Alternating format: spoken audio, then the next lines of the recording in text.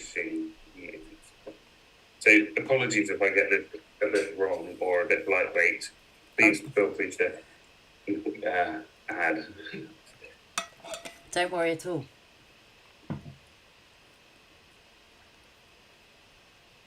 Okay.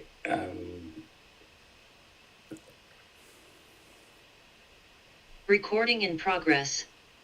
Guys, welcome to the second episode we've done of Meet the Expert. On this occasion, we're talking to Kate Sterling, who I've known for years. In fact, she was a member of One Element in 2008 when we first set up the business, and she used to come along with a couple of friends and really was involved right at the beginning. And then I'm going to guess here, Kate, but about 2014, you then became a trainer for probably 3 or 4 years. And then after that, you then became a franchisee for a while. Mm-hmm. And then you moved further away from us. So you stopped the franchisee work and have set up your own business that has evolved and continues to evolve.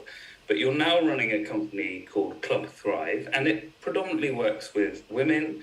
And your background within this is obviously the coaching, the training, the number of years of coaching that you've had towards that, and more recently your NLP work. So I think particularly with your acting skills, and I haven't even mentioned that, you're a very, very talented actor, and using NLP, acting skills and training, you've developed a business now, this Club Thrive business. It's about building confidence for women.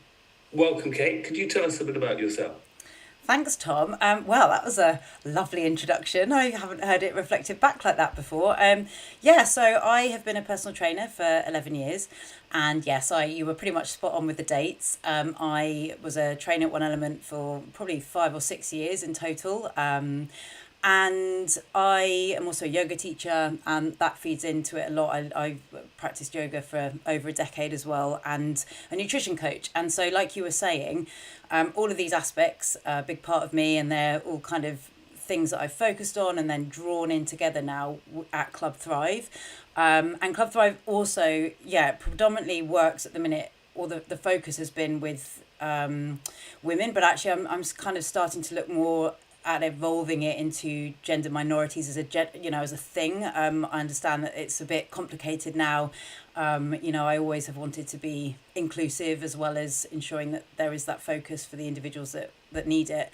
But there's a big passion there because of my own personal experiences. One Element came into my life at a time when I was starting out working in TV. So when I came as a member, and then it was a massive lifeline for me when my marriage ended. And so, when I came on as a trainer, there was lots of other things going on in the background.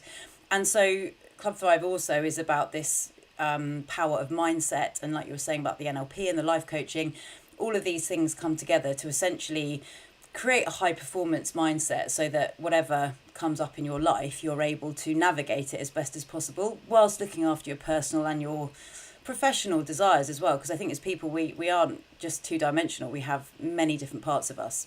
So that's the overview. And like you say, it's a slightly early day business, so I'm still really honing in, like we were talking about before we started recording. Fascinating. Brilliant. Thank you, Kate, for that brilliant introduction to yourself. So what we're going to talk about today is habits and building confidence. And I think this could be a really exciting concept. I'm pretty sure we'll only be able to cover it on a pithy level. And I'm hoping that in the future we can dig in and dive into this concept and this idea with more depth and in further detail later on. But to start off, we're fundamentally talking about the brain and building habits. So when we talk about the brain, I think it's quite useful to use metaphors. And more recent, in fact, everyone who's ever talked about the brain has tended to use metaphors. And recently, there's been the chimp paradox concept of the midbrain and this sort of amygdala, this brain that is driven like a chimp. There's also, there are a series of ones. Freud used one about the sort of horse and cart and not being able to control the horse, and then having a sort of old man in the back telling you what to do. So having the id, the ego, and so on. But one metaphor I love is the elephant and the rider, and this is a Buddhist concept. So the elephant in this metaphor is the sort of old brain, the midbrain, the chimp, if you like, and it is incredibly powerful. It has, because it's the old brain, because it's been developed over 6 million years, it's gone through a series of iterations and a series of developments. And so it's become this incredibly powerful and, if you like, very determined midbrain. However, the new brain, if you imagine an old house had had a number of extensions, this is the new brain that surrounds the old brain. It's the thinking brain. It's the brain that reasons. It's the brain that considers ideas. It's the brain that has an epiphany and decides to make change. The problem is that it often doesn't have the power to control the midbrain, the elephant, if you like. So the rider is the decision maker, but the elephant is the one that often ends up making the decision because it's so well adapted and so well created. Now, what I'm interested in particularly here is when we look to make habits, and whether that's a habit about health and fitness, or whether that's a habit about building confidence, as we'll come on to hopefully in a bit, I'm interested in the way that you see how the midbrain is, how we can start to control that through NLP, through cognitive work, through building habits and building good habits. So just to start on that front, Kate, would you like to add anything at that point? Yeah, I mean, I think this whole concept of that analogy that you were talking about with NLP, we kind of look at it in terms of parts. So NLP stands for neuro-linguistic programming, and the premise behind it is that every single part of you has a good intention, so that, you know, even when you're struggling, like you were talking about those two different identities almost, you've got kind of one half that says, I want to go and do this, and then you've got the other bit that's like, oh no, hang on, I'm not ready to get going. And so with NLP, we look at the concepts that you have as your perception of your world. So the stories that you're telling yourself, the experiences that you've had, the voices that you hear, your perception of whether, you know, that desire to do something is big or small, the size of it, the colour of it even, the world that it has created for you, and likewise the world that you create for yourself within that experience. And so it links exactly to what you're saying, where, you know, when it comes to habit change, for example, if you're wanting to start going to training regularly, and yet there's something that's also keeping you stuck on the sofa in front of Netflix when you get home from work, it's kind of to look at the parts of those scenarios to understand why you're not able to get out to training. And so that's exactly what you're talking about, Tom. It's that kind of, why does the rider want to go somewhere and the elephant's like, no way, or, you know, vice versa. You've got this disconnect. And so NLP looks at that disconnect and it identifies the obstacles, and it's very, I mean, with LinkedIn, with life coaching, it's very goal orientated. So you look at, rather than focusing on the problem, at the reason why you might not be able to make those habit changes, you look at what you want to do and how you want to be and the behavior that you want to inhabit. And then it's about breaking it down almost backwards to say, well, what resources do you need? What knowledge do you need? What confidence do you need? And like you were saying, really, you know, confidence builds from all of this. So yeah, I'm not sure I hope that answers your question slightly. Yeah. Like you say, it's kind of, you can end up going down quite a specific rabbit hole just from one analogy alone. No, absolutely. I think you put that brilliantly. But what I'm really interested. Okay, so let's make it really simple. So let's assume the elephant is driven over these 6 million years by two big goals, which is to procreate and to feed. Mm-hmm. So take those two to start with, and when we come on to confidence, I think we'll also look at drawing back and drawing towards, or the likeometer. If you like something or you don't like something, you move away from it. So we'll start with the two things, procreation and feeding. So let's take feeding, for example, or eating. If you wanted to change a habit through NLP about eating habits, how would you use NLP to improve people's habits around eating and what they do? So it's a good question, and it will completely depend on the individual. So if we talk about it in a broad sense, and this is where also I'll bring in my own experience with food. So for those of you that don't know me, I had an eating disorder. I had anorexia when I was 16 or 17. So I've been through and you know, when you work in the creative industries, you have all sorts of these other pressures on your physical appearance. So I've had a very unique journey with food in that respect. So I might approach this in a very different way, but as a whole, and it's important to kind of say this, it's to kind of take out the morality around food to begin with, to say that there is no good or bad, and to not get overwhelmed by the nutrition element. So it's kind of to say, well, how do you want to feel, and how do you want to be, and how, so it's about embodying an identity. So this disconnect that we have with food often is that we get in a habit of it, and it helps to also comfort, or it helps to hide emotion, or it helps to mask lots of things that we're experiencing, or it becomes that thing of obsession and extreme right or wrong, or good or bad. And so it's about finding the middle ground for you as the individual to say, and get very comfortable with asking yourself questions. So NLP is also about understanding the voices that you're hearing when it comes to food. So for example, say you've got home from work, Tom, and you're like, oh, I really want that burger, but well, that's not very good in terms of how your brain might be hearing it. You might have a message that comes in and says, well, I saw an advert earlier that said that was wrong, so therefore I shouldn't have that because I'm also training, so I should have, maybe just a salad. Or, but actually, you might then rationalize and say, well, that salad might not be enough energy. And so it's about getting used to all of these voices that come in and understanding where the messaging is coming from. So obviously as humans, we're programmed to eat, like you say, and it's evolved over time. And we naturally, if you look at kind of bringing up children, we give children food for comfort. And so it's natural that as adults, we also have that as a connection. But then there is always this next step of, well, what are your actual goals? Is it that you want to up level your performance on the training field? Is that going to be a goal for you? That's going to be very different to someone who might literally just want to improve their nutrition a little bit. So it really depends on the goal and the motivation, and getting very clear on that and getting very honest. For example, if weight loss is a goal, I think we're living, and I've talked about this a lot on my podcast, like we're living in a time where it's quite complicated now with weight loss. You've got a lot of people that say, well, we should accept bodies at any size, which is true.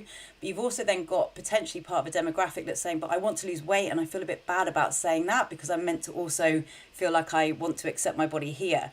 And so what I say to you from an NLP perspective is be very, very, very honest about what you want. And sometimes it's not even knowing about how to do that with food. It's about saying, I want to feel like this, I want to look like that, and I want to be able to do these things. And then you can work backwards to say, well, how do I need to eat in order to sustain that? And then you can get into the finer details of nutrition. Yeah, I couldn't agree more. I think what you're talking about here is what they talk about in cognitive behavioral therapy, which is known as cognitive dissonance. So trying to create a discomfort between your current behavior and what you would like to do. So building that dissonance into it. But that can also create serious anxiety and stress if you're struggling to change the behavior. So what you're doing is you're creating, if you like, an epiphany. I need to make this change and I need to move forward. However, my assertion would be that actually the elephant will not change, or you may change for a week or two, but then you'll revert back to your original behavior. And what I would say, and being a sort of simple person, I would suggest that the people who make profound changes over the long term have a secret. And what they tend to do is create an environment around them that makes the elephant not ask the questions, if you like. So they put a fruit bowl in the middle of the table. They put their trainers next to the door. They find a training group, say, that isn't just about fitness, but actually has a social aspect. So it has another reason to go along. Or they get rid of any, perhaps, alcohol that's on the top shelf at home. So you don't see that. Whatever the things are, they create an environment around themselves after they've done this cognitive dissonance, or as you say, trying to build those ideas and those arguments, if you like, for change. Then they create the environment around themselves so that they can move forward with as little temptation, basically trying to train the elephant. And then they talk about, I think 3 months of changing behavior then becomes a habit. And I think that's probably because you then train, in inverted commas, the elephant into different behavior. Any thoughts on that? Yeah, I've always been really fascinated by that connection between visual cues. And so NLP actually uses that. You have your visual, your auditory, and your kinesthetic. So your feel, what you see, what you hear, and how you feel. And so all of these things together, like you're saying, create that very strong network of support. I'm slightly different in that, as someone who's come from a very restrictive background, there's always this balance where if you have a habit of then creating fear around certain things, for me, and it depends on the individual. I agree with what you're saying, but I always think as well, it's really great to be able to also open a cupboard, see the chocolate, and not feel any different. So I like to also encourage that. I'm not saying you should like hide chocolate around your house just to, test yourself, but that there is then this neutral reaction to whether it's a bowl of fruit or a bottle of wine, so that you have that choice as an individual to find your own unique balance with it. But that's just my personal experience, and there'll be someone else who will say, well, that's ridiculous, because then you're allowing these things into the space. And certainly to begin with, it can be that eliminating those, whether we want to call it temptation or whatever it is, the things that cue you into your older behaviors. So, and this is where self-sabotage can come in. There are ways that can be very, very beneficial, especially to kickstart a new identity, because this is what it all links into as well, is that you are basically shifting an identity from someone who didn't perhaps eat fruit as a snack to someone who does. And that does take time. And this is where self-compassion comes in as well. It's a big component of it, is to, when you're figuring all of this out, is to not put blame or judgment on yourself. If you're trying really, really, really hard to make change, and you slip up in whatever term, in kind of inverted commas, is to not then say, well, it's all out the window. What's the point? And this is where that long-term game comes in, so that you can sustain the choices, the healthier choices, the happier choices for you, wherever you are, whether there's fruit there or not. Yeah, absolutely. I think that's what's referred to as the cycle of change. So you have a decision, or ideas feed in. So the cognitive dissonance, you have a decision that you're going to make change, you action the change, you maintain the change, and then sometimes you fall off the wagon. Now, if you fall off the wagon, it's that response to falling off the wagon that is absolutely critical, isn't it? Because if you feel, oh, this is a disaster, I'll never succeed, and I'll never manage to do this, then you'll stay off the wagon. But if you think, actually, I've just done this once, and I can come back onto it, and I was quite enjoying the way I was feeling at that point. And then you're going back to training the elephant in doing it. But fascinating. Shall we move on to confidence now? Yeah, sure. Yeah. Okay. So I think coming back to this elephant and the rider concept, we've got the elephant. So again, imagine this has been evolved for 6 million years. In fact, it has been evolved for 6 million years. And if you were going to design let's say a fish, and you wouldn't give equal measure to, I suppose, food, if you like, or a predator, it would be much more powerful reaction to seeing a predator than getting food, getting a bit of seaweed, because there's going to be more seaweed or more fish, whatever you're eating, in the ocean. But if you get it wrong with the predator, you're out of the food chain. So your reaction to fear, your reaction to worry, which is why we tend to, as human beings, the elephant rather within us tends to focus on this negative and fear avoidance and so on in the way we perceive the world.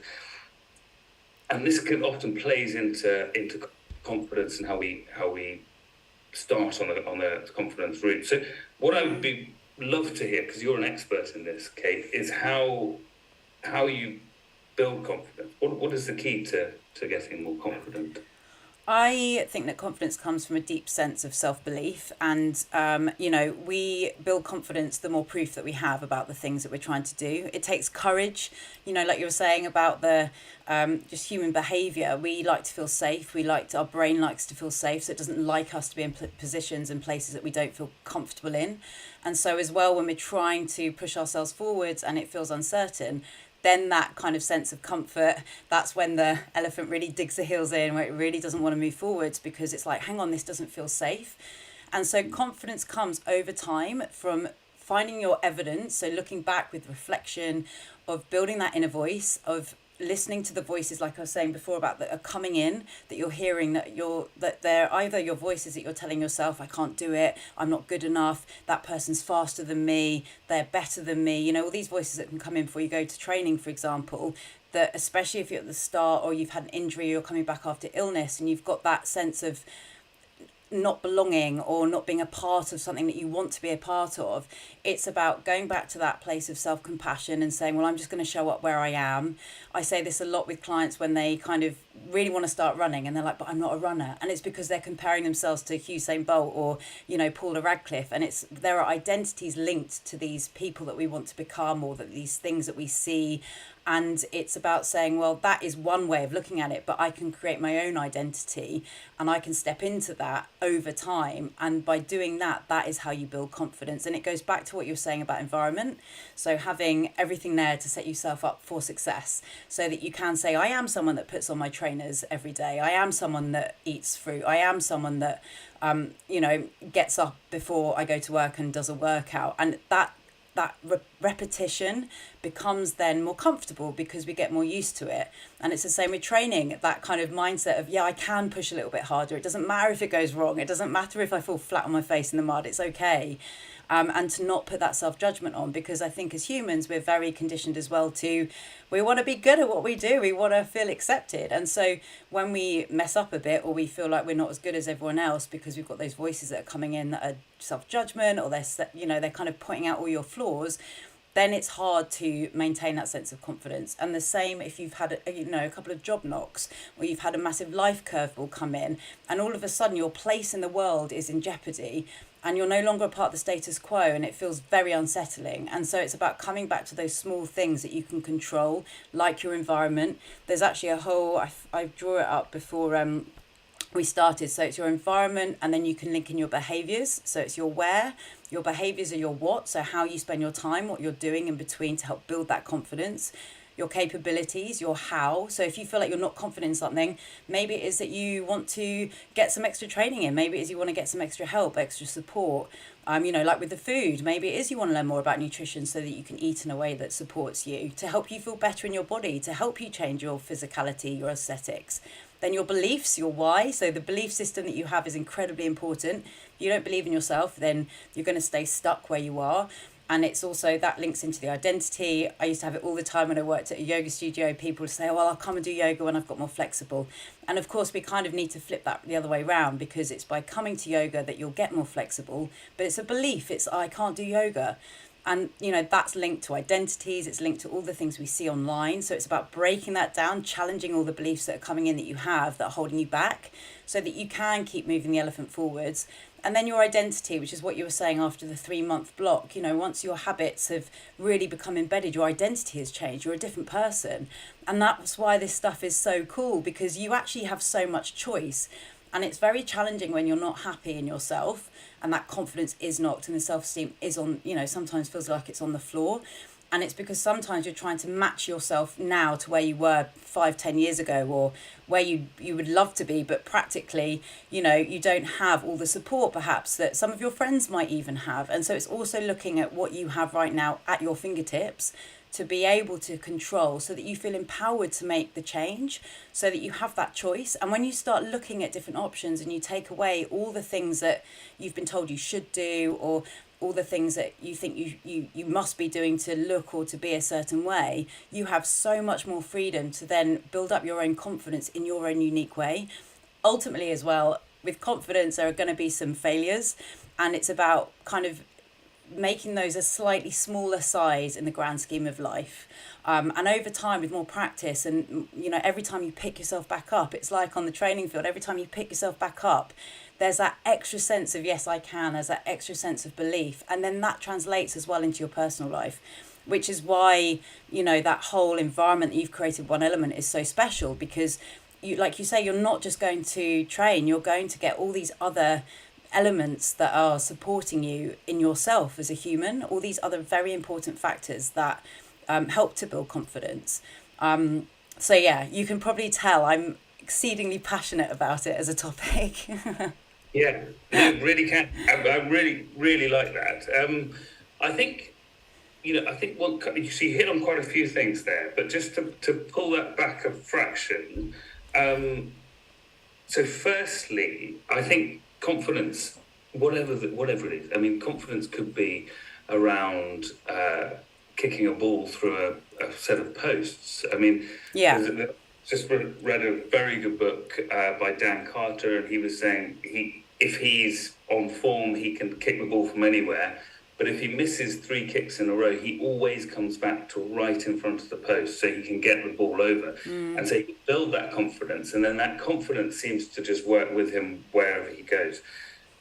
From my perspective, there is an aspect of faking it till you make it as well. I mean, obviously, as you build more and more confidence, you start to almost be able to press play on the button. So whether that's a socially confident individual who can walk into any party and just chat to someone, there is an element of just building that, pushing those barriers back gently to start with. So just maybe visualizing it, imagine going into that party and talking to someone. From my perspective, I remember when I first launched One Element, I was really nervous about sort of public speaking and standing in front of a group of people, and there were only 10 members there on the first session, but I could hear my voice breaking, and I was certainly not confident at all at that point. And what happened over a period of time, because I had to go and do it, and because I had to push myself into this space, is gradually, and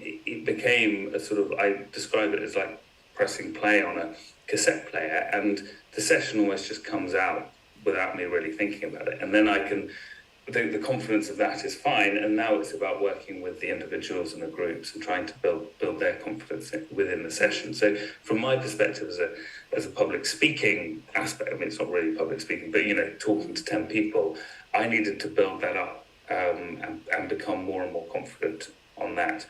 I think for everyone, it's always a work in progress from what I understand from confidence. Like you think you maybe can feel completely confident, then you get knocked back, and then it's about these building blocks to get back up. And that maybe, if we're using the analogy of training the group, it's coming back to a small number and then building up again and feeling more and more confident in that section. And then there's obviously, I think you talked about this a moment ago, but finding those positive cues within what you're doing. So that might be, if it's public speaking, it might be the reaction of the audience. But if it's behavioral change or building confidence in fitness, for example, it may be seeing the positive cues of what this is doing to you, but also, I think even more powerful, what's happening at the session. So that sense of euphoria, that sense of achievement, that sense of effort that goes in, that you're then pulling those positives back into the system that are reinforcing this behavior and what you enjoyed about it. So when you go home, you think, I actually really enjoyed that so amazingly, and that's something that you can take forward. Any more thoughts on? Yeah, what you were talking about, visualization, is a big part of my approach, and I'm a massive fan of it. And like you were saying, it kind of helps you to almost live through an experience before you've even had it. And I always say to people with that public speaking, it comes a lot up with people who are auditioning or going into meeting rooms regularly, or networking events, is to try and find out as much as you can about the venue before you're even going. So it's, we have so many tools now at our fingertips to get a picture in our mind of where we're walking into, and then you imagine, like you say, imagine yourself going into it. And it's the same for people walking into new gym environments or whatever. It's unfamiliar territory, and so it's practicing it in your head and deciding how you want to walk into that place. And especially even on a day, if you've had a bad day at work and you want to go to training, it's about saying, okay, well, how do I want to be at training tonight? Am I just going to be a bit quieter today? That's okay too. What do you need to do? It's like going back to what you're saying about the push and the pull. What do you need to do to show up as a very, very, very best version of yourself in that moment? And it's walking in with a bit of a game plan, even if, like you say, you haven't got a clue what you're doing. I like a bit of faking it till you make it. Sometimes we do have to do that to push ourselves out into that, into that world when we don't feel like we're at our very best, which happens. Confidence goes up and down, which is why I saw a great analogy the other day where, your self-esteem, your self-belief and your self-worth, that's the thing that you can maintain through looking after yourself, through your thoughts about yourself, through as many well-being practices as you can, because confidence is going to come and go. It's, you're going to have good training days, you're going to have bad training days, you're going to have good days at work and bad days at work. And it's about not allowing the bad days to drain the battery of your confidence to a point where you then can't keep going. And that comes from that. Sometimes you do need to put on that face. I mean, I'm sure you've had this, Tom. It's raining, you don't want to be out of session, and you show up with your kind of best self. We all have those days at work where we don't really want to be there. And so it's also about saying, right, well, I've been able to do that in that environment. Let me try and replicate that in this environment that I don't feel so confident in. And that then also gives you that sense of, oh, I've done this before, that sense of familiarity to be able to draw on the skills that you need. So yeah, that's a really good. I'm glad you mentioned that. It's a really good way of going about it. Yeah, fascinating. It really well put that Kate. I mean, I think.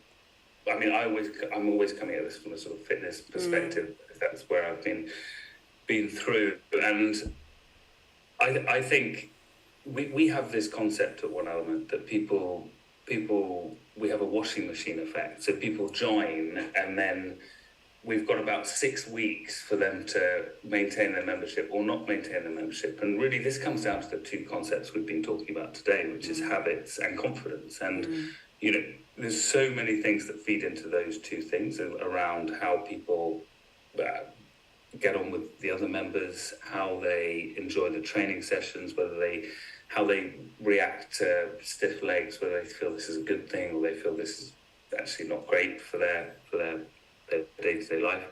And so we know that if we can build that confidence in those first 6 weeks, if we can build that habit in the first 6 weeks, the members will stay with us for 10, 15 years because they build a friendship group and they build all the other things that come out of that.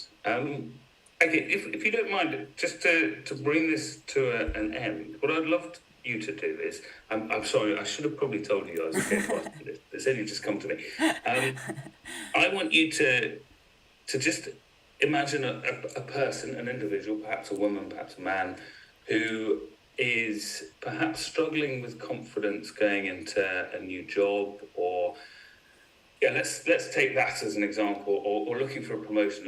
That might be better. Looking for a promotion, maybe doesn't feel like they're quite good enough, and yet is delivering incredible results within the business. Perhaps isn't getting paid as much as their peers. How would you address that? How would you try to build that confidence into that individual to say, actually, you clearly are achieving this, but and the facts are there that they are doing well. How do you build that self-belief to actually agree with those facts that are clearly there and they're not being able to see? So this is where the life coaching comes in, and coaching in that respect really believes that you as the individual, or whoever we're talking about here, has the answers within them. And so it's using a combination of reflection and helping them to see their value.